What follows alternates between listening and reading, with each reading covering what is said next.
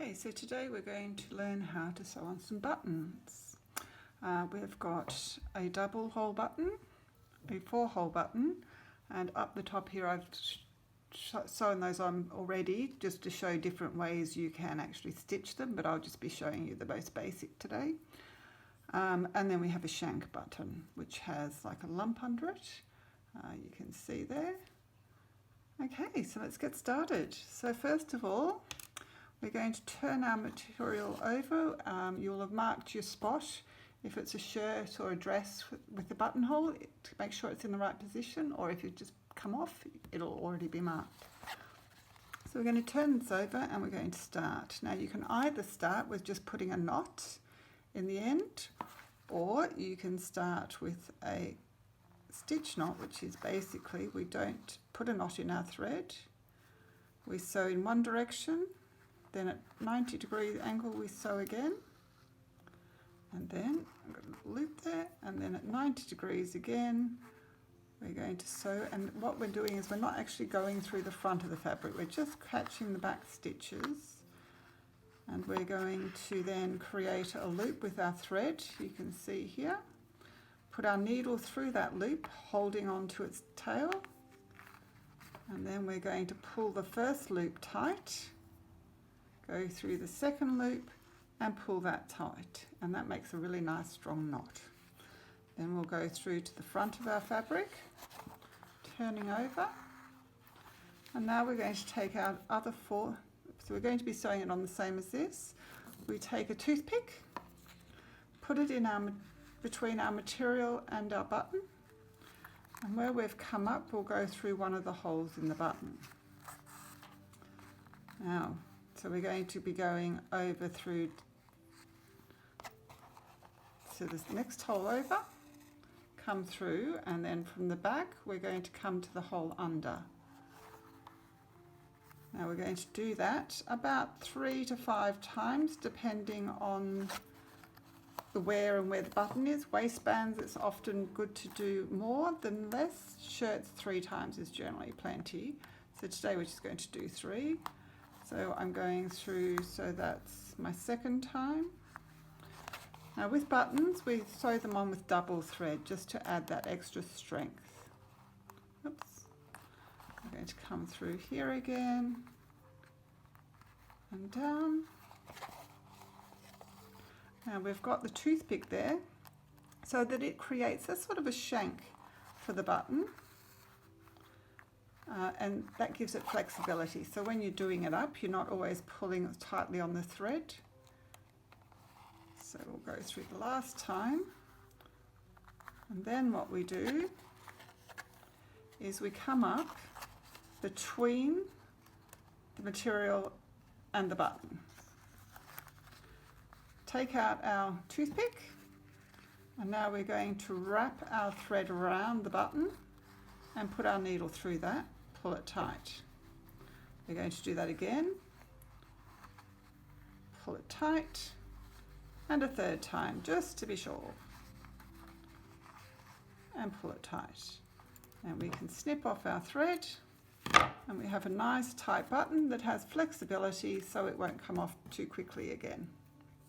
Now as you can see, I've got a double thread here, so again, to do a 2-button hole, we're going to go to the back of our fabric, we're going to start the knot again,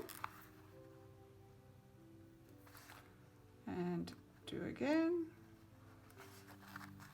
and we're just catching enough to make it so that it's a strong knot, and again through, and through, and to the front. Now for the 2-hole button, again we use a toothpick, and we're going to, we're going to come through this hole, and we're going to sew this in by going, it's hard to do it when I'm not able to pick it up. Okay, so we're through here, we put our first one through, and then I caught that. Okay, so So once we've got that first one through, it becomes easier because we're just repeating. So again, 3 to 5 times. Now I'm just looking where my needle is coming through my hole. So we're going to do 2, and again I'm just going to do 3. So we're coming through, so that's 3 times, and again I'm going to bring my thread up between the material and the button, pull out my toothpick and go around once, go around twice, and go around the 3rd time. There we go. So we take a nice length of thread,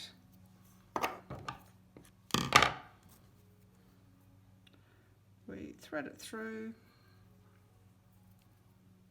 Now for the shank button, we don't need the toothpick this time. We're going to, again, start at the back, sew it through, go at 90 degrees.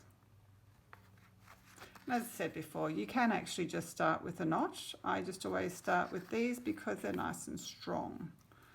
And they tend to stop your button coming off quite so promptly. Right, so we go through to the front again. And our shank button has a hole in the side. So this time, the shank actually creates the gap. So I'm going to go through my fabric.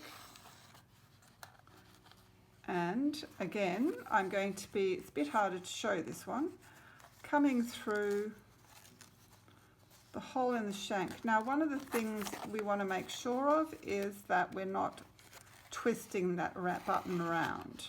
We want it to be always on the same straight. I'm trying to show that so that the thread hasn't got an extra twist in it. So we're just going to go through again. And basically about the same place in the hole each time. So that's, oops, 2, and this is the 3rd time. Now again, I'm going to go through my fabric,